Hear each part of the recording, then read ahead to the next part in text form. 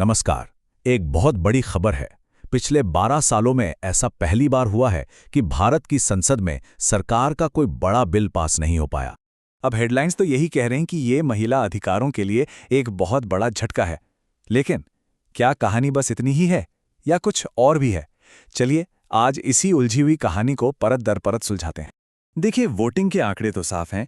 Bill के पक्ष में 298 और विरोध में 230 वोट पड़े, मतलब बिल फेल हो गया। लेकिन असली सवाल ये नहीं है कि क्या हारा, बल्कि ये है कि क्यों हारा। और इसे समझने के लिए हमें सिर्फ नतीजों से आगे बढ़कर उन बिलों को देखना होगा जिन पर यह पूरी बहस टिकी थी। तो चलिए सबसे पहले ये साफ कर लेते हैं कि ये जो पूरा राजनीतिक टकराव था वो असल में था किस बारे में। अक्सर लोगों को ये गलतफहमी हो रही है कि महिला आरक्षण बिल ही हार गया, लेकिन हकीकत कुछ और है। देखिए, महिला आरक्षण बिल यानी 96वां संशोधन वो तो 2023 में पास हो चुका है। जो बिल अभी हारा है वो था 131वां संशोधन बिल, और ये बिल इस बारे में था कि उस आरक्षण को लागू कैसे किया जाएगा। मतलब सबसे जरूरी बात यह है कि जो बिल गिरा वो महिला आरक्षण का नहीं था, बल्कि उसे लागू करने से जुड़ी एक शर्त का था, जिसे कहते हैं परिसीमन। तो अब सवाल उठता है कि आखिर ये परिसीमन है क्या, और महिला आरक्षण को लागू करने के लिए ये इतना जरूरी क्यों हो गया। बहुत सीधे शब्दों में कहें तो परिसीमन का मतलब है देश भर में लोकसभा और विधानसभा सीटों की सीमाओं को फिर से तय करना। ऐसा अक्सर जनगणना के बाद किया जाता है, और इसका मकसद ये पक्का करना होता है कि हर चुनाव क्षेत्र में वोटरों की संख्या लगभग बराबर हो, ताकि जनसंख्या में जो बदलाव हुए हैं उनका असर सीटों पर भी दिखे। अब इसे महिला आरक्षण से जोड़कर देखते हैं। देखिए, पहला कदम है 33% आरक्षण लागू करना, जो कानून बन चुका है। लेकिन इसे लागू करने के लिए ज़्यादा सीटों की ज़रूरत पड़ेगी, क्योंकि मौजूदा सीटों को कम तो नहीं किया जा सकता। तो दूसरा कदम है कुल सीटें 543 से बढ़ाकर करीब 850 करना। और यहीं पर तीसरा और सबसे अहम कदम आता है।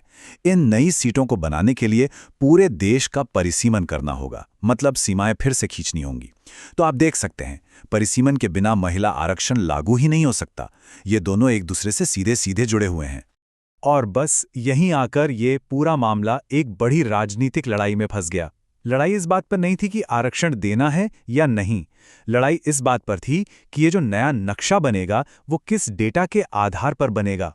यहाँ दो पक्ष बन गए। सरकार का कहना था कि 2011 की जनगणना के आधार पर ही परिसीमन कर दिया जाए, ताकि आरक्षण जल्दी लागू हो सके। वहीं विपक्ष की मांग थी कि नहीं, 2011 का डेटा तो 15 साल पुराना हो चुका है, अब आबादी बहुत बदल गई है, इसलिए पहले 2026 में एक नई जनगणना होनी चाहिए, जिसमें जातिगत जनगणना भी हो और फिर उसके आधार पर परिसीमन हो। तो सारा झगड़ा इसी बात का था, 15 साल पुरानी जनगणना या एक बिल्कुल नई। तो आखिर जनगणना का चुनाव इतना बड़ा मुद्दा क्यों बन गया? बात सिर्फ पुराने या नए डेटा की नहीं है, क्योंकि अगर 2011 की जनगणना का इस्तेमाल होता है तो वो सिर्फ चुनावी नक्शा नहीं बदलेगा, वो पूरे देश में ताकत का संतुलन यानी पावर बैलेंस को पूरी तरह से बदल कर रख देगा। चलिए अब आंकड़ों से समझते हैं कि ये कैसे एक उत्तर बनाम दक्षिण का, एक क्षेत्रीय प्रतिनिधित्व का राष्ट्रीय मुद्दा बन गया। एकदम सही बात है। सामने से तो लग रहा था कि बहस महिला आरक्षण पर हो रही है, लेकिन असल में दांव पर लगा था कि देश के किन हिस्सों को राजनीतिक ताकत ज्यादा मिलेगी और किन की ताकत कम हो जाएगी। अब जरा इन आंकड़ों को देखिए। अगर 2011 की जनगणना के आधार पर सीटें बढ़ती हैं तो उत्तर प्रदेश को 60, बिहार को 33 और राजस्थान को 23 सीटों का फायदा होगा।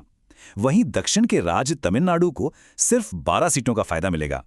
ये जो सीटों की बढ़ोतरी में इतना बड़ा अंतर है ना, यही इस पूरे विवाद की जड़ है। साफ है कि जिन उत्तरी राज्यों की जनसंख्या वृद्धि दर ज्यादा रही है उन्हें जबरदस्त फायदा मिलेगा, जबकि दक्षिणी राज्यों को उतना फायदा नहीं होगा। और इसका नतीजा क्या होगा, ये चार्ट इसे बिल्कुल साफ दिखाता है। संसद में हिंदी भाषी राज्यों यानी हिंदी हार्टलैंड की हिस्सेदारी 38% से बढ़कर 43% हो जाएगी, और वहीं दक्षिणी राज्यों की हिस्सेदारी 24% से घटकर 20% रह जाएगी। ये सीधे सीधे सत्ता के संतुलन का उत्तर भारत की तरफ झुक जाना है, जिससे एक बड़ा असंतुलन पैदा होने का खतरा है।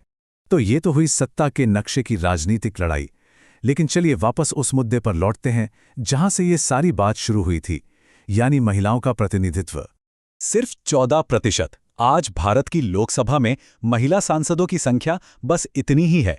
दुनिया के सबसे बड़े लोकतंत्र के लिए ये आंकड़ा सच में बहुत कम है।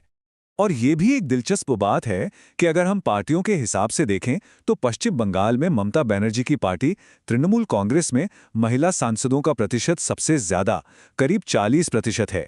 ये फैक्ट भी इस पूरी राजनीतिक बहस में एक अलग परत जोड़ता है। तो ये सफ़र बहुत लंबा रहा है।